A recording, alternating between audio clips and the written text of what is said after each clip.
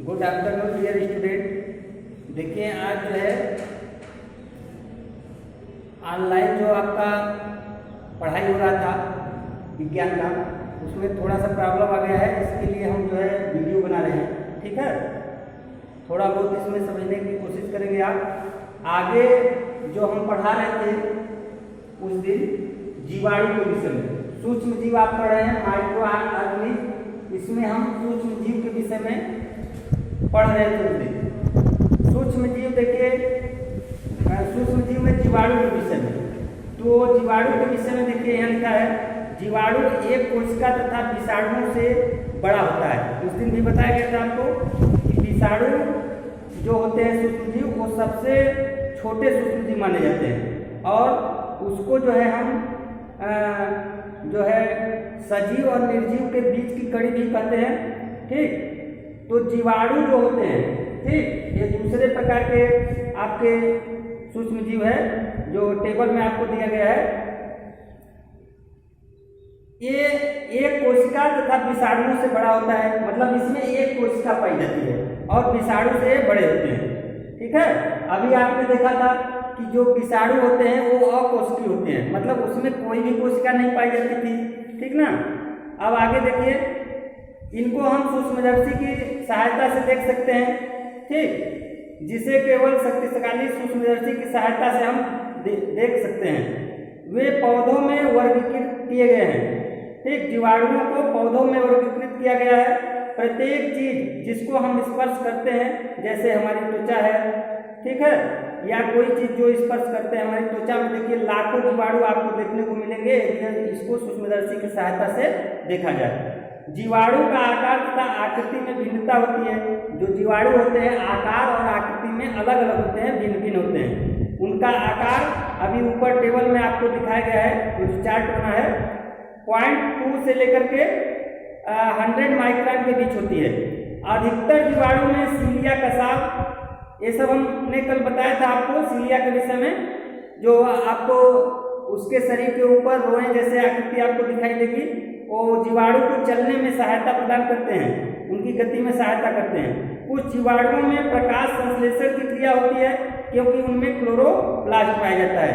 पिछले दिन भी आपको बताया गया था कि जिन पेड़ पौधों या जीवाणुओं में जो है क्लोरोप्लास्ट पाया जाता है वो अपना भोजन स्वयं बना लेते हैं, ठीक ना, इसीलिए उनको स्वकोशी कहा जाता है। कोशिका द्रव्य को घेरे हुए कठोर कोशिका भित्ति इसमें पाई जाती है, लेकिन उसके अंदर आप केंद्रक जो है नहीं पाएंगे।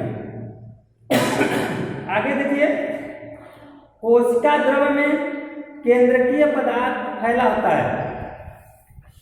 उसके बाद जीवाणुओं का नामकरण तथा वर्गीकरण उनकी आकृति के अनुसार होता है। देखिए जैसा आकृति होगा जीवाणुओं का, उसी प्रकार से आपको देखिए बोर्ड पर लिखा है, उसी प्रकार से उनका वर्गीकरण भी किया गया है। जैसे पहला में है गोलाकार जीवाणु, जिसको कोपी कहा जाता है। इनकी आकृति के अनुसार इनका नामकरण किया गया। गोलाकार जीवाणु मतलब उनके आकार जो है गोल होंगे। आप इसमें पढ़ेंगे तो पाएंगे बुक में। जीवाणु जो गोलीय रूप या आकृति में होते हैं कोपी जीवाणु कहलाते हैं। कोपी जीवाणु गुच्छे में होते हैं, जैसे स्टेफिलोकोकस, श्रृंखला, स्ट्रेप्टोकोकस तथा डिप्लोकोकस। ये 3 प्रकार के आपको इसमें दिया गया है जीवाणु का नाम। ये आपको गुच्छे में दिखाई देंगे और इनकी आकृति कैसी होगी, गोलाकार, ठीक है। उसके बाद राड या दंड की आकृति के जीवाणु। अभी देखिए दंड मतलब आप देखे हैं जैसे स्टिक होता है, इस प्रकार से लंबे जीवाणु आपको देखने को मिलेंगे, ठीक ना। इनके नाम के आधार पर, आकृति के आधार पर भी इनका नामकरण किया गया है, ठीक है। इनको बेसिली भी कहा जाता है। इन्हीं जीवाणु को क्या कहते हैं, बेसिली, ठीक है। ये देखिए बुक में आपके है, फैले दंड की आकृति का जीवाणु बेसिली कहलाता है। कुछ जीवाणुओं में एक कसाव तथा कुछ में अधिक कसाव होते हैं, ठीक है। आगे है आपका एक इसमें छूट गया है, देखिए विपरीय प्रकार अथवा कोमा के आकार की कामा आप देखे हैं, ठीक है, जो ऐसे लगाया जाता है, इस तरीके से कामा लगता है ऐसे। इस आकार के आपको जीवाणु देखने को मिलेंगे। ठीक है, ये सर्पिलाकार होते हैं, लेकिन इनमें सिर्फ एक ही वलय होता है। एक ही वलय का मतलब इस तरीके से एक चक्कर, ये वलय इसी को बोला जाता है। ठीक है, ऐसे होते हैं, ये सर्पिलाकार होते हैं, लेकिन इसका जो है एक ही वलय होता है। इसमें आपको लिखा नहीं है, विप्रियो प्रकार है कोमा के आकार का। चौथा में आप लिख सकते हैं, तीसरे में कोमा के आकार का जीवाणु। ठीक है, तो इसमें जो है एक ही वलय होता है, मतलब केवल ऐसे होते हैं कामा के आकार के। इसमें कसाव पाए जाते हैं। उसके बाद जो आपका ये वाला छूटा है उसको देख लीजिए, सर्पिलाकार जीवाणु, मतलब आपको इस प्रकार से जीवाणु की आकृति देखने को मिलेगी। इस प्रकार से सर्प जैसा, मतलब इसमें कई वलय आपको देखेंगे। देखिए इधर घुमा है, इधर घुमा है, इधर घुमा है, इस तरीके से आपको मिलेंगे। ये आकार में दंड की तरह होते हैं, लेकिन सर्पिल दंड के आकार के होते हैं, मतलब घुमावदार। ठीक है, कई वलय वाले, कई छल्लों वाले। ठीक है, उसके बाद नेक्स्ट टॉपिक आपका है इसमें, ये तो हो गया आपका जीवाणु। जीवाणु के आकार और आकृति के अनुसार 4 भागों में बांट दिया गया था, जिसको आपने पढ़ा यहाँ पर। उसके बाद है आपका वृद्धि और प्रजनन। नेक्स्ट टॉपिक वृद्धि एवं प्रजनन।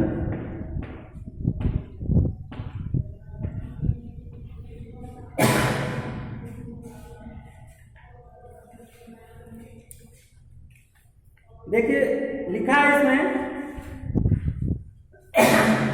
जीवाणु 25 डिग्री सेंटीग्रेड से 30 डिग्री सेंटीग्रेड के बीच ताप पर नम वातावरण में सही ढंग से विकास करते हैं, जबकि कुछ कम तथा अधिक ताप पर भी विकास करते हैं। वे कम ताप में अच्छे ढंग से उन्नति करने में और अक्षम होते हैं। वे सीधे सूर्य के प्रकाश से दूर रहते हैं। ठीक है, मतलब ये इसमें लिखा है कम ताप में अच्छे ढंग से उन्नति करने में क्या होते हैं, अक्षम। ठीक, सक्षम नहीं लिखा है, अक्षम लिखा है, मतलब उसमें वो जो है विकास नहीं करते हैं। कम ताप मिलेगा उसको तो उसमें विकास कम करेंगे, उन्नति कम होगी उनकी। ठीक है, वृद्धि कम होगा।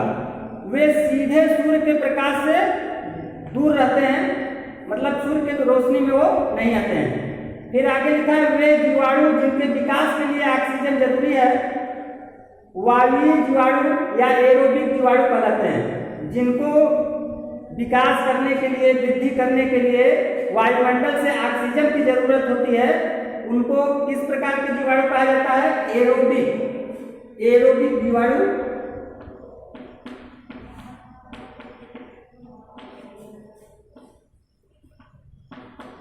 एरोबिक जीवाणु वो जीवाणु होते हैं जिनको वायुमंडल से ऑक्सीजन की जरूरत पड़ती है, उनको वृद्धि करने के लिए, विकास करने के लिए। ठीक है, आगे है तथा जिनके विकास के लिए ऑक्सीजन की आवश्यकता नहीं होती है, अनवायवीय जीवाणु कहलाते हैं। उनको अनवायवीय जीवाणु, इसको देखिए वायु नहीं कह सकते हैं इसको,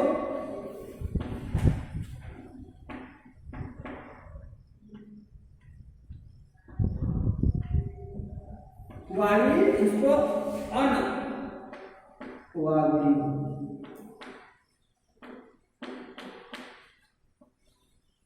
अनवायवीय। ठीक है, ये जीवाणु कहलाते हैं जिनको ऑक्सीजन की जरूरत नहीं होती है। 2 प्रकार के जीवाणु आपने देखा, जिनको वृद्धि करने के लिए ऑक्सीजन की जरूरत होती है, वायवीय जीवाणु, जिनको वृद्धि करने के लिए ऑक्सीजन की जरूरत नहीं होती है, अनवायवीय जो जीवाणु कहलाते हैं। और इसको जो वायु को एरोबिक जीवाणु भी कहा जाता है। ठीक है, आगे है पूर्ण आकार प्राप्त करने के बाद कोशिका विभाजित होती है। सभी सूक्ष्म जीवों में जीवाणुओं में विभाजन तथा प्रजनन बहुत तेजी से होता है। देखिए, पूरा आकार प्राप्त करने के बाद जब जीवाणु पूर्ण रूप से वृद्धि कर लेते हैं तो उनमें कोशिका का विभाजन शुरू हो जाता है, कोशिका विभाजित होने लगती है। सभी सूक्ष्म जीवों में जीवाणुओं में विभाजन तथा प्रजनन बहुत तेजी से होता है, मतलब इनकी वृद्धि बहुत तेजी से होती है। सामान्यतः यह मनुष्य की छोटी आंत में रहता है तथा वायवीय जीवाणु में सामान्यतः यह मनुष्य की छोटी आंत में रहता है तथा एरोबिक या वायवीय जीवाणु में रहता है जो हर 20 मिनट पर विभाजित होता रहता है। ठीक है, इसमें थोड़ा सा गलत इसमें दे दिया है। ये जीवाणु जो है मनुष्य के छोटी आंत में पाए जाते हैं और लगभग जो है हर 20 मिनट पर यह विभाजित होते रहते हैं, मतलब इसमें वृद्धि होती रहती है। ठीक है, कुछ जीवाणु बहुत कम विकास करने वाले तथा बहुत कम धीमी विभाजन करने वाले होते हैं। जीवाणु जो क्षय रोग, कोढ़ रोग, क्षय रोग आप जान रहे हैं। ठीक है, उसके बाद कोढ़ रोग जो तपेदिक होता है, कोढ़ या तपेदिक, फिर उसके बाद दंत क्षय का मतलब दांत जो टूटने की बीमारी होती है। ठीक है, ये उसके कारण बनते हैं। वे बहुत धीमे विकास वाले होते हैं। जीवाणु सामान्यतः द्विखंडन द्वारा विभाजित होते हैं।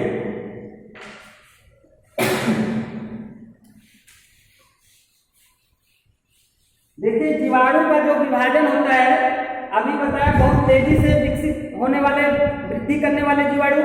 ठीक, उसके बाद ऐसे जीवाणु जो बहुत धीमी गति से या बहुत कम विकास करते हैं। ठीक है, ऐसे जीवाणु कहाँ पाए जाते हैं, किस रोग को बढ़ाते हैं? जैसे क्षय रोग है, क्षय रोग का मतलब ये जो आपका टीबी होता है। ठीक है, कोढ़ रोग है, ठीक, तपेदिक, फिर उसके बाद दंत क्षय, दांत का टूटने वाली जो बीमारी होती है, इसमें वो जो है जीवाणु पाए जाते हैं और धीरे धीरे वो विकसित होते हैं और धीरे धीरे आपको हानि भी पहुंचाते हैं। फिर उसके बाद जीवाणु सामान्यतः द्विखंडन द्वारा विभाजित होते हैं। उनका पहले 2 खंड होगा, उसके बाद प्रत्येक खंड का अलग अलग खंड होता चला जाएगा। फिर इनका विभाजन, विकास तथा प्रजनन उचित अवस्था में होते हैं। मतलब इन जीवाणुओं का विभाजन या विकास होता है और प्रजनन होता है उचित अवस्था में होता है। ठीक है, उसके बाद उचित अवस्था का मतलब जब वो पूरा वृद्धि कर लेते हैं तब। ठीक, फिर जीवाणु जो 20 मिनट पर विभाजित होते हैं, वह 20 घंटे में लाखों जीवाणु की कॉलोनी बना देता है। मतलब आप समझ सकते हैं कि 20 मिनट, उसके बाद 20 घंटे में कितने जीवाणुओं की संख्या हो जाएगी। ठीक है, आगे लिखा है सूडोमोनास प्रत्येक 9.5 मिनट पर प्रजनन करता है। ठीक ना, ये आपका जीवाणु का नाम है। ये प्रत्येक मतलब 9.5 मिनट के बाद ये प्रजनन करता है, उसके बाद नए जीवाणु को उत्पन्न करता है। ठीक है, इसके बाद नेक्स्ट टॉपिक आपका है जीवाणु के उपयोगी कार्य।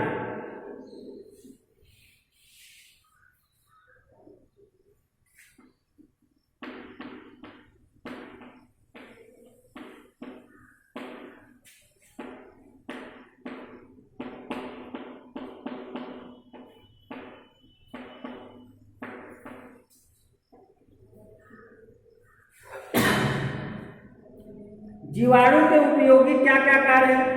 अभी हमने बताया था कि कुछ ऐसे जीवाणु होते हैं जो हमारे लिए लाभदायक होते हैं। तो किस प्रकार से लाभदायक है, देखिए इसमें लिखा है। पहला, कुछ जीवाणु जैसे राइजोबियम, ठीक है, फलीदार पौधों की जड़ों में, तथा एजियोटोबैक्टर मृदा जीवाणु मिट्टी के अंदर पाए जाते हैं। वायु में उपस्थित नाइट्रोजन को क्या करते हैं, नाइट्रोजनी यौगिक में परिवर्तित कर देते हैं। ठीक है, अभी उस दिन आपको बताया था इसके विषय में। इस प्रकार ये मृदा को क्या बनाते हैं, उर्वरक बना देते हैं। ठीक है, मृदा को उपजाऊ बना देते हैं। ठीक, ये मिट्टी को उर्वरक प्रदान करते हैं, मतलब उसको उपजाऊ बना देते हैं। उसके बाद दूसरा है चर्बितार्थ जंतुओं जैसे गाय आदि की आंतों में पाए जाने वाले जीवाणु पादप सेलुलोज को पचाने का काम करते हैं। ठीक है, ये चर्बितार्थ जंतुओं में पाए जाते हैं। ये जीवाणु जो है उनके चर्बितार्थ जंतुओं के आंत में पाए जाते हैं। ठीक है, जो सेलुलोज को पचाने का कार्य करते हैं। इस प्रकार से ये जीवाणु उन जंतुओं के लिए क्या है, लाभदायक है।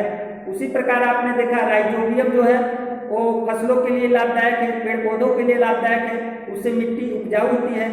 वो जो है नाइट्रोजन को नाइट्रोजनी यौगिक में परिवर्तित कर देते हैं, जिससे भूमि जो है उपजाऊ बन जाती है।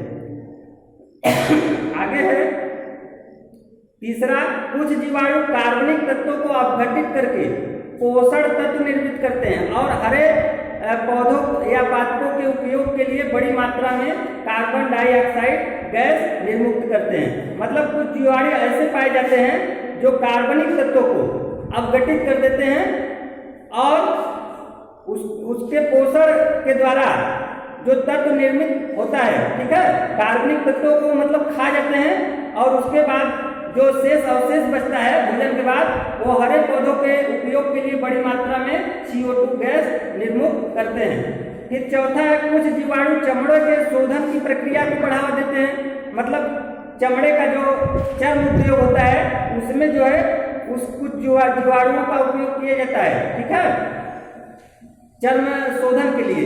पांचवा है, कुछ जीवाणु क्षयकारी पादपों तथा जंतुओं में से नाइट्रोजन को निर्मुक्त कर देते हैं। कुछ जीवाणु ऐसे होते हैं जो क्षयकारी पादपों तथा जंतुओं में से नाइट्रोजन को क्या करते हैं, निर्मुक्त करते हैं।